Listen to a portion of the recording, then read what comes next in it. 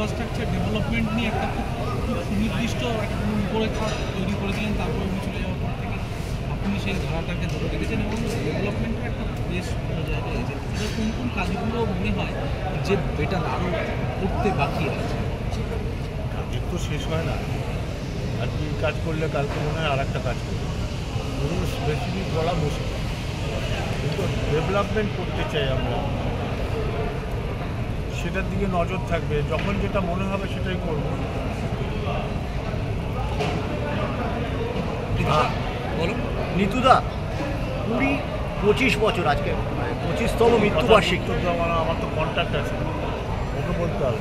আচ্ছা নিতুদা, একটা জিনিস, আইএসএল চ্যালেঞ্জ লিগ সমর্থকদের স্বপ্ন ভঙ্গ হয়েছে, কিন্তু সুপার কাপ রয়েছে গত বছরের চ্যাম্পিয়ন ইস্টবেঙ্গল, সেই সমস্ত কথা। স্বপ্ন তো কখনো সফল হবে, কখনো ব্যর্থ হবে, এটা পৃথিবীর সবার নিয়ম, সেটা তার প্রত্যেকের ঘর থেকে শুরু, এটাই হবে। কোনো এক ব্যক্তি আমায় বলছিল ইস্টবেঙ্গল ক্লাবে কে আছে, ভাবলাম ইস্টবেঙ্গল মোহনবাগান যদি 70, 80, 90-এ বেঁচে থাকতে পারে, তাহলে ইস্টবেঙ্গলও এখন বেঁচে থাকবে এবং আগামী 100 বছর রাজ করবে। তো সময়ের অপেক্ষা থাকে, পরিকল্পনা করে এগোতে হবে, সেগুলোর দিকে আমরা নজর রাখছি। এইগুলোর শেষ হয় না, এটা যুগ যুগ ধরে চলবে, হাজার হাজার বছর চলবে।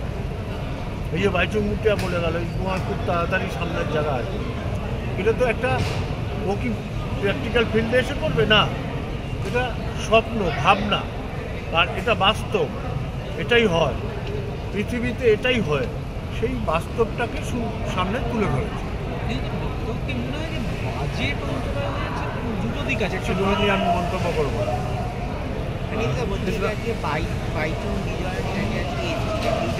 মানে জোরে বল, আনন্দবাজার কাজ করিস, এত মিনমি নিয়ে কথা বললে হবে? এই যে বাইচুং জোরে গলার জোর তৈরি কর, নাহলে আনন্দবাজার কাজ করবি কি করে?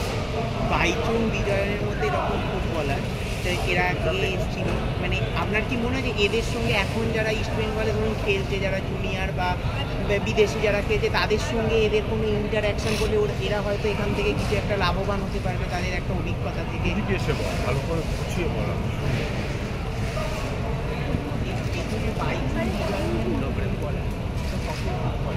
তো এখন বাইচুং বিজয়ান কেন, এখানে তো অ্যালবিটো ছিল, সুরেশ ছিল, নবী ছিল, বিকাশ ছিল, all are successful footballer, not only বাইচুং আর বিজয়। এদের সঙ্গে কি মানে কোনো রকম এখন যারা ইস্ট বেঙ্গলে খেলছে সেরকম ফুটবল, মানে ইস্ট বেঙ্গলের ফুটবলাররা তারা যদি কোনো একটা ইন্টারঅ্যাকশন করে, তারা যদি তাদের অভিজ্ঞতা কীভাবে কি তাদের কোচ যদি চায় আমরা সেটা অ্যারেঞ্জমেন্ট করবো। কিন্তু আর একটা সমর্থকদের, মানে সব ফুটবল প্রেমীদের প্রথমে স্বপ্ন যে আইএসএল এর মঞ্চে মোহনবাগান ইস্টবেঙ্গল, সেটা ডুরান্ডে দেখা গেছিলো, কিন্তু আইএসএল হয়তো দেখা যায়নি, ফাইনাল খেলছে আজকের কিছুটা বাইচুং বিজয়ন সবাই বলে গেলেন। এটা কি আমরা গত মরশুমে মানে ইস্টবেঙ্গলের টার্গেট হিসেবেই মানে বলা যেতে পারে যে আমি স্ট্যান্ডে পছন্দ করি না, এখনকার সাংবাদিক যারা করে এখানে এই মুহূর্তে স্ট্যান্ডটা নিয়েই ভাবে, দীর্ঘমেয়াদীর কথা ভাবে না। আর যার খারাপ লাগছে তাতেও আমার কিছুতে আসে না, যার ভালো লাগছে তাতেও কিছুতে আসে না। পরিষ্কার কথাটা এটাই, এটা হবে ওটা হবে না, পরিকল্পনা করতে হবে, এগোতে হবে, তার জন্য সময় হয়তো লাগবে, বাট আমরা লক্ষ্যে পৌঁছাবো। নিতুদা, থংবই সিংটোর যে অ্যাডিশন, মানে এটা কি সত্যি স্কাউটিংয়ের ক্ষেত্রে মানে প্রপার হেল্প কি করবে কি মনে? নিশ্চয়ই হবে, নাহলে কেন আনবে? স্কাউটিং তো কাউকে না কাউকে করতে হবে, করবে হয়তো, ও তো technical person, it's good for us. কিন্তু আরও একটা বিষয় রয়েছে, আমরা শেষ দেখেছিলাম ইস্টবেঙ্গলে লাল হলুদে সুভাষদার আমলে ভালো সাফল্য ছিল, তারপরে দীর্ঘ কোচ বদল হয়েছে, পরিবর্তন হয়েছে, বিদেশি কোচ এসছে, সেই সাফল্য আসেনি। আবার কি আপনার কি মনে হয়, আপনি তো দীর্ঘদিনের কর্মকর্তা, যে বাঙালি কাউকে প্রয়োজন ইস্টবেঙ্গল শিবিরে? আমি তো ভারতীয় ক্লাব, বাঙালি অবাঙালি বলে ভাবতে পারি না। আমি ভাবি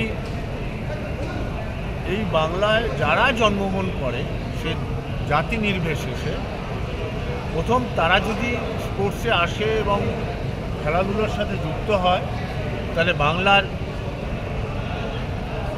উন্নতি হবে, বাংলার উন্নতি হলে দেশের উন্নতি হবে, দশের উন্নতি হবে। আমি একটু সিংটো কি কাজ শুরু করে দিয়েছে মনে হয় না, আমি বলতে পারবো না, এটা এটা ওরা বলতে পারবে হয়তো। আমি এত বিজি ছিলাম আমি এইসব নিয়ে, মনে হয় না কাজ হয়তো করতেও পারে।